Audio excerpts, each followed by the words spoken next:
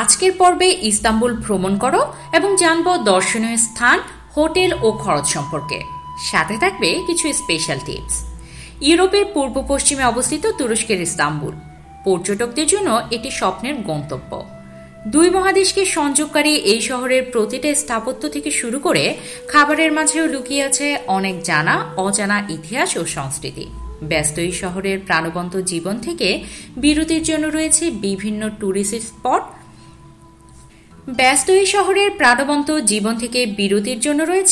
বিভিন্ন tourist spot. যা নিমিষেই শরীর ও মনকে শান্ত করে দেয়।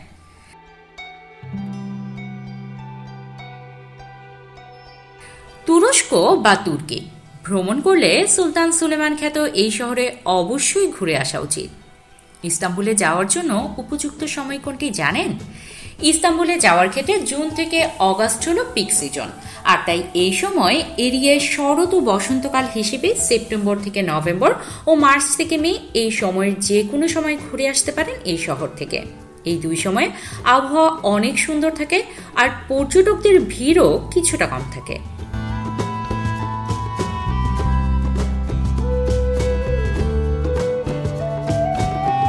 ইস্তাম্বুলে অটোমান ও রোমানদের নির্মিত বিখ্যাত মসজিদ, প্রাচীন কিছু ধ্বংসাবশেষ সহ আরো অনেক নিদর্শন আছে দেখার মতো।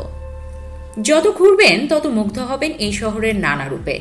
7 থেকে 8 দিনের মতো সময় হাতে নিয়ে আসলে সবচেয়ে ভালোভাবে ঘুরতে পারবেন এই শহর। পর্যটকদের জন্য কিছু বিশেষ জায়গা সংক্ষিপ্ত বিবরণ সহ তুলে ধরা হলো। সুলেমানিয়া মসজিদ তুরস্কের সবচেয়ে বড় ও সুন্দর মসজিদের মধ্যে এই মসজিদটি উল্লেখযোগ্য। দূর থেকে দেখলে মনে হবে 7টি পাহাড়ের উপর একটি সুন্দর মুকুট। বিশাল জায়গা নিয়ে বানানো কমপ্লেক্সের মতো এই মসজিদের প্রাচীন অনেক ভবন পুনরুদ্ধার করা হয়েছে এবং বর্তমানে পুনঃব্যবহারের উপযোগী করা হয়েছে।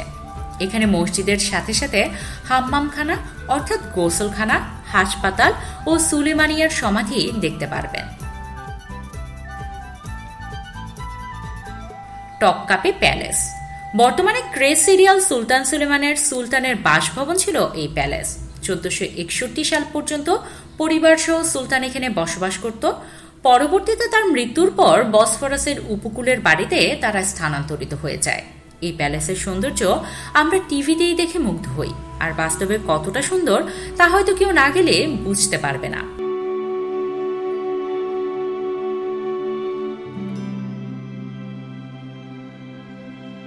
চারটি ভাগে বিভক্ত এই ভবনের প্রথম ভাগে প্যারেড কোর্ট ও আয়া ইরানি নামের এক গির্জা চোখে পড়বে।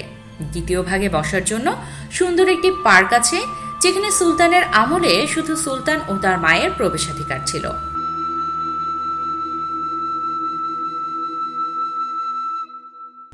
ব্লু মসজিদ ইস্তাম্বুলের বিশেষ কিছু ভবনের মধ্যে অন্যতম এই ভবন। সুলতান আহমেদ একের আমলে এই মসজিদ নির্মাণ করা হয়, যার সমাধি এই মসজিদের উত্তর পাশে অবস্থিত। এই মসজিদের গম্বুজ ও 6টি মিনার পর্যটকদের নজরে পড়ার মতো।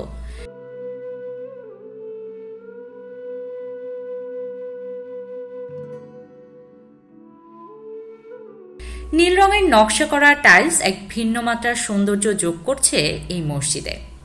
কিভাবে যাবেন ইস্তাম্বুল? বিমানে বাংলাদেশ থেকে সৌদি আরবিয়ান, টার্কিশ বা কাতার এয়ারলাইন্সে যেতে পারেন তুরস্কের ইস্তাম্বুলে। ইস্তাম্বুলের কামাল আতাতুর্ক ইন্টারন্যাশনাল এয়ারপোর্টে নেমে ইমিগ্রেশনের ঝামেলা শেষ করে এয়ারপোর্ট থেকে ট্যাক্সি করে নিজের গন্তব্যে চলে যেতে পারবেন। চলুন এইবার ইস্তাম্বুল ভ্রমণ খরচ নিয়ে কথা বলি। বিমানে বাংলাদেশ থেকে ইস্তাম্বুল যেতে 38,000 থেকে 52,000 টাকা খরচ হবে। তবে অবশ্যই টিকিট কয়েক মাস আগে কেটে রাখতে হবে, তা না হলে খরচ অনেক বেশি হবে। আর 7 দিন 6 রাতের জন্য ইস্তাম্বুলে থাকা খাওয়া সহ ট্যুরিস্ট স্পটগুলো ঘুরে দেখতে জনপ্রতি 1,20,000 থেকে 1,50,000 টাকার মতো খরচ হবে। কয়েকজন মিলে গ্রুপ করে ভ্রমণ করলে খরচ কম হবে। তুরস্কের ভিসা চলুন কিছু তথ্য জানি। ইস্তাম্বুলে যাওয়ার জন্য ই ভিসার ব্যবস্থা আছে। সেই ক্ষেত্রে সাথে সেনজেন ভিসা বা ভ্যালিড ইউএস ভিসা লাগবে। আর এখানে যাদের রেসিডেন্স পারমিট নেই তাদের ক্ষেত্রে বিমানের রিটার্ন টিকিট আর হোটেল বুকিংয়ের প্রুফ সাথে দিতে হবে। খরচ হতে পারে 9,000 থেকে 10,000 টাকা।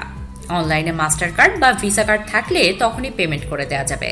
আর ফিরতে ইমেইলে ভিসা চলে আসবে, সেটা ডাউনলোড করে প্রিন্ট করে নিলেই হবে। সাধারণত 180 দিনের মেয়াদ থেকে ভিসার আর 30 দিনের বেশি তুরস্কে থাকা যাবে না। কোথায় কি খাবেন? ভোজন রসিকদের জন্য খাদ্যের স্বর্গরাজ্য হিসেবে পরিচিত ইস্তাম্বুল। এখানে খাবারের দামও বেশ কম, আর মুসলিম দেশ হওয়ার কারণে হালাল খাবার নিয়ে কোনো চিন্তা করতে হবে না। তাকসিম স্কয়ার ও ইস্তিক্লাল স্ট্রিটে বেশ কিছু ভালো মানের রেস্টুরেন্ট আছে, আর এখানের টার্কিশ বুফে রেস্টুরেন্টে বিভিন্ন ধরনের খাবার খেতে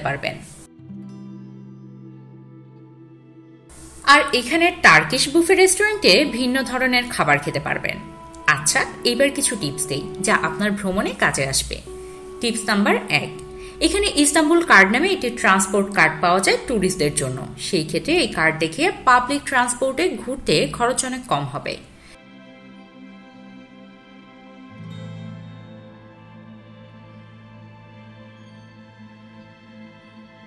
টিপস নাম্বার 2, এখানে হেঁটে হেঁটে শহর ঘুরে দেখলে অনেক কিছু দেখার সুযোগ হবে। টিপস নাম্বার 3, ট্যাক্সিতে উঠলে মিটার চালু আছে কিনা চেক করে নেবেন। মিটার ছাড়া দামাদামি করে ট্যাক্সিতে উঠবেন না। টিপস নাম্বার 4, প্রতি শুক্রবার সন্ধ্যা 6টা থেকে রাত 10টা পর্যন্ত কোনো টিকিট ও ফি ছাড়াই ঘুরতে পারবেন প্যারা মিউজিয়ামে। টিপস নাম্বার 5, গ্র্যান্ড বাজারে অন্তত 3 ঘন্টা সময় নিয়ে আসলে ভালোভাবে ঘুরে দেখতে পারবেন, আর লোকাল দোকানগুলোতে দাম গ্র্যান্ড বাজারের চেয়ে কম।